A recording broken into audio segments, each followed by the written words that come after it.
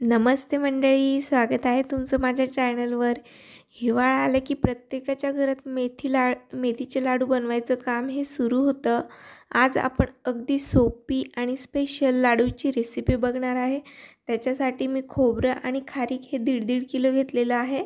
खोबरं हे मी किसून घेतलेलं आहे आणि आता ते दळून घेतलं। आता मोठ्या कढईमध्ये मी तूप घातलेलं आहे आणि त्याच्यात पूर्ण 1.5 किलो जे खोबरं आहे ते भाजून घ्यायचं आहे आपल्याला। हे खोबरं भाजताना अगदी खरपूस होईपर्यंत भाजायचं आहे। गॅसचा फ्लेम मी लो ठेवलेला आहे आणि आपल्याला पूर्ण खालपासून वरपर्यंत व्यवस्थित चाळून घ्यायचं आहे, म्हणजे ते छान खरपूस भाजलं जाईल आणि त्याचा खमंग वास देखील येईल। आता आपण बाकीचे ड्रायफ्रूट बघणार आहे। ड्रायफ्रूटमध्ये मी टरबूजच्या बिया 100 ग्रॅम घेतल्या, त्याला मगज म्हणतात। शिंगाड्याचं पीठ मी 200 ग्रॅमचे 2 घेतले आहे, 400 ग्रॅम घेतले टोटल। त्यानंतर मी घेतला आहे पिस्ता 200 ग्रॅम, मखाणे घेतले 100 ग्रॅम, अक्रोड घेतले मी 250 ग्रॅम, काजू घेतले आहे मी अर्धा किलो, अर्धा किलो, गोडंबी मी 250 ग्रॅम घेतलेली आहे आणि बदाम 1 किलो आहे, त्यातले अर्धा किलो घेणार आहे मी।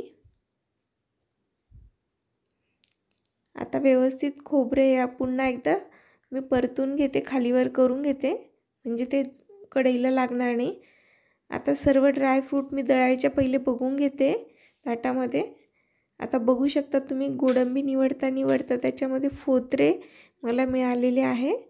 हे फोतरे जर आपल्या दळण्यामध्ये जर गेले तर त्याच्याने आपलं लाडूचं सारण आहे ते कच्चं लागू शकतं।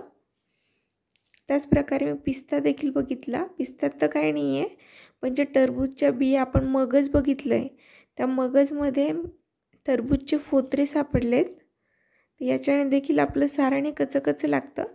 आता मी अक्रोड दळून घेतलेले आहे, मगज दळून घेतलेले आहे, पिस्ता दळून घेतलेला आहे, सगळे ड्रायफ्रूट दळून घेतले आणि खोबरं देखील आता खरपूस भाजलं गेलेलं आहे। ते एका कढईत काढून घेते मी। आता त्याच कढईत मी पुन्हा तूप घातलं आहे आणि 1.5 किलो खारीक घातलेली आहे, जी मिक्सरमधून आपण दळून घेतली होती ती देखील आपल्याला छान खरपूस भाजून घ्यायची आहे।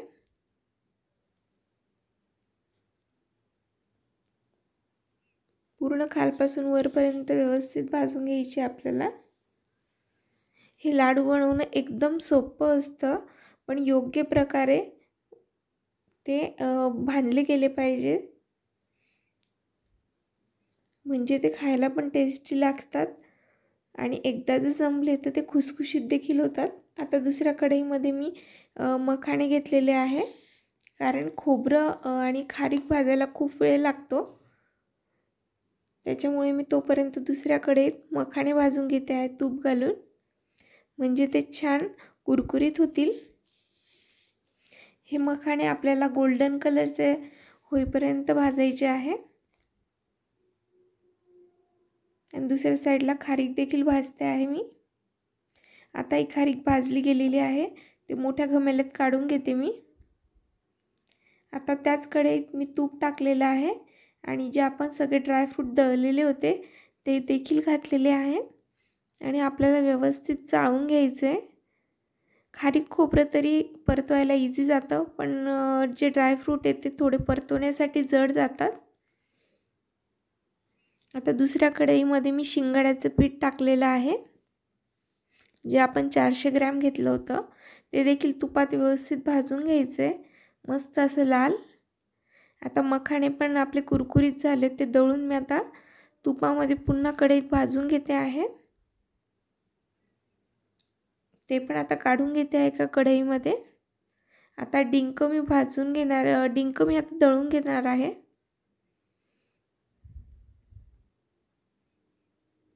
डिंक आपल्याला तूप न घालताच भाजायचं आहे, त्याचे थोडे असे कडक तुकडे होतात, ते चमच्याने फोडून घ्यायचे आपल्याला आणि व्यवस्थित भाजून घ्यायचा डिंक। आता डिंक भाजलेला पुन्हा मिक्सरला एकदा फिरवून घेतलाय। त्यानंतर मी एक जायफळ घेतलेलं आहे आणि गरमाईचा मसाला भेटतो बाहेर,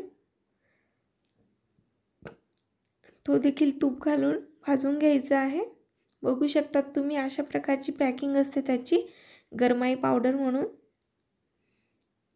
तो असा दिसतो ब्राऊन कलरचा। तो देखील भाजून झालेला आहे आता आपला। आता हे सर्व सारण आपण व्यवस्थित मिक्स करून घेऊया।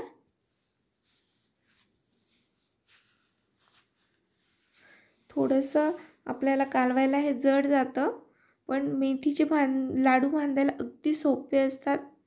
आता मोठ्या कढईमध्ये मी तूप घालून त्यात अर्धा किलो गव्हाचं पीठ आणि 1 किलो आपले ज्या मेथ्या आहेत, दळलेल्या मेथ्या, त्या घालून भाजून घेणार आहे ते मस्त खमंग पीठ। आणि हे पीठ देखील आपल्याला लो फ्लेमवरच भाजायचं आहे, म्हणजे ते खमंग भाजलं जाईल अगदी।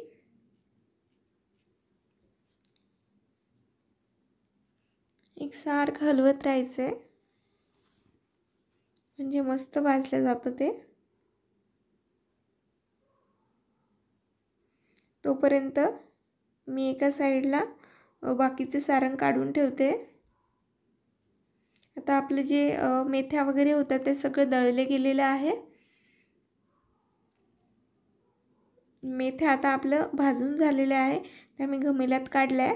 आता त्याच कढईमध्ये मी तूप घातले आणि त्याच्यामध्ये 1.5 किलो गूळ टाकलेला आहे, जेवढं आपलं खारीक खोबऱ्याचं प्रमाण होतं तेवढं। आता गुळाचा देखील पाक झालेला होता, तो मी कढईत काढून घेतला। आता हे सर्व आपण छान मिक्स करून घेऊ आणि मस्त असे लाडू बांधणार आहोत आता आपण याचे। बघा, अगदी सोपे आणि स्वादिष्ट मेथीचे लाडू तयार झाले ना। आता तुम्ही देखील ही रेसिपी नक्की ट्राय करा आणि तुमचा अनुभव मला कमेंट थ्रू कळवा। आमच्यासोबत शेअर करा कसे झाले तुमचे पण लाडू। व्हिडिओ जर आवडला असेल तर लाईक, शेअर आणि सबस्क्राईब करायला विसरू नका। अशा छान छान नवीन नवीन रेसिपीजसाठी माझ्या चॅनलला फॉलो करा। चला भेटूया लवकरच। बाय।